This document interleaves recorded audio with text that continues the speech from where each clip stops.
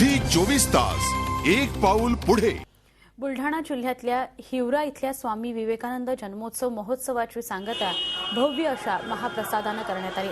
दरवर्षी पौष वैद्य सप्तमीला इथल्या आश्रमात स्वामी विवेकानंद यांची जयंती वेगळ्या पद्धतीने साजरी केली जाते। 3 दिवस चालणाऱ्या या उत्सवादरम्यान विविध सांस्कृतिक आणि शेतकऱ्यांसाठी मार्गदर्शनपर असे कार्यक्रम आयोजित केले जातात। यंदा 150 क्विंटलची पुरी, 151 क्विंटल वांग्याची भाजी अशा प्रकारचा महाप्रसाद तयार करण्यात आला होता। हा महाप्रसाद एकाच वेळी एकाच ठिकाणी 2 लाखापेक्षा जास्त भाविकांनी अतिशय शिस्तबद्ध पद्धतीने घेतला। 34 वर्षांपूर्वी सुरू असलेली ही महाप्रसादाची परंपरा आता विश्व विक्रमाकडे वाटचाल करते। तसा प्रयत्न सुद्धा आश्रमाच्या वतीने सुरू आहे। 50 रांगांमध्ये सगळे भाविक भक्त बसलेले असतात।